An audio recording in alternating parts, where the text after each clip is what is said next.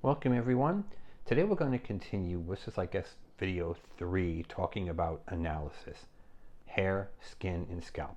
Our first two videos we talked about scalp analysis, and I put more attention to that, not because I think it's more important, but because my experience with the state is they think it's more important. I mean, I've been doing this for a really long time. I'm licensed in 7 states. I have teacher credential in 2 states. I mean, I'm not, it's not patting myself on the back. It's making the point that I've spoken to thousands of students over the years, and I have a very good feeling for what's on the test. And I know that of the broad subject, hair, skin, and scalp analysis, scalp tends to be the most heavily tested, followed then by hair. And there's 4 terms you absolutely must understand if you plan on passing your test the first go around. The first one under hair analysis is texture. Texture, you can think of as the size of each piece of hair. The state likes the word diameter, D-I-A-M-E-T-E-R. It's the size or the diameter of each piece of hair. And if you've done enough people's hair, you've probably noticed that, forgetting whether it's curly or straight or blonde or brown or red or black, each piece of hair is different. Some people's hair is like rope, each piece of hair. Some is like thread. And sometimes on the same head, you've got some pieces that are very thin, some are very thick. All of this goes to hair texture. And if you pull out a piece of hair from the front of your head and pull out one from back here, you'll see on your own head, the one from your hairline is much thinner or finer than the one in the back of your head. This has to do with texture, the size or the diameter of each piece of hair on your head. Now the next word they talk about is density. This has to do with the number of hairs per square inch. It says nothing about the size of those hairs. This is how many you have per square inch. Now, the numbers are all over the place on hair texture, hair density, the number of hairs per square inch. What your book does mention is people with naturally blonde hair have the greatest hair density. And this really points out graphically the difference in texture and density. Okay? If you go out and you ask 10 people at random who has the thickest hair, very few people are going to tell you blonde. But they actually do. People with naturally blonde hair have the greatest density. In other words, the greatest number of hairs on their head per square inch. Each piece of hair is very fine, which is why blonde hair tends to look very thin and fine. But that goes to texture, not density. Density is the number of hairs per square inch. Texture is the size or diameter of those hairs. And then you've got elasticity. The simple textbook definition of elasticity says the hair's ability to stretch and return without breaking. It goes on to say wavy or curly hair, when wet, can stretch up to 50% and then come back without breaking, which is why you must be very careful when you're cutting someone's hair wet with curly or wavy hair, because quite frequently it's going to dry way too short.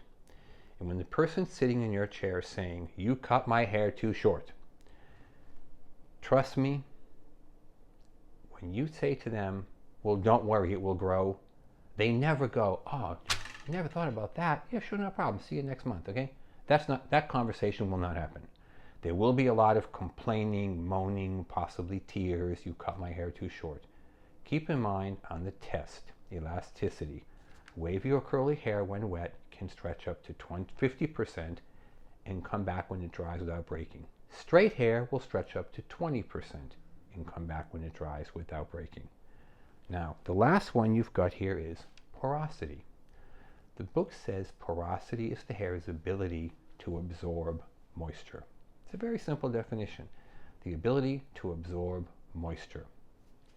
Now, they talk about low porosity and high porosity, and for some reason this is always a confusion for people. And low porosity means the cuticle of your hair is closed very tightly, and because of that your hair will process slowly. If your hair has low porosity, the cuticle is closed and it will process slowly. Usually children, they don't do much to their hair. Conversely, if your hair has high porosity, the cuticle is open. When the cuticle is open, the hair will process more quickly. So low porosity, cuticle is closed, will take more time to process. There's your state board test question. What type of porosity will take longer to process? Low. High porosity cuticle is open. There's your state board test question. What type of porosity will process quickly? High porosity. Now here's one of the state board test question. What effect or what impact does heat have on porosity? Well, heat opens the cuticle of your hair. It gives your hair high porosity. Heat speeds up. Now, most people understand this just from experience. You put a person with foil highlights under a dryer for heat or heat lamps. Now, every manufacturer tells you don't do that. Everyone does it anyway. You put the foil bleach on your client's hair. Remember, they call it lightener or decolorizer on your test, not bleach. You put them under a dryer, heat lamps, steamer. The heat opens the cuticle of the hair, makes it process more quickly. The other state board exam question says, what impact does cold air have? Cold air closes the cuticle, will slow down processing. Here's a state board example. Your client is sitting next to a heating vent. The heat's blowing on this side of the client's head, and you have, let's say, a whole bunch of bleach foils. I said again, bleach, lightener or decolorizer. The heat will process on this side. This side is ready, and this side isn't. By the time this side catches up, this side is overdone. So what effect does heat have on porosity? Heat opens the cuticle, makes the hair process more quickly. Now, we're going to stop here because that's pretty much what you need to know as far as analysis of the hair. In our third video in this little short series will be analysis of the skin. Very simple, very straightforward. Look forward to seeing you.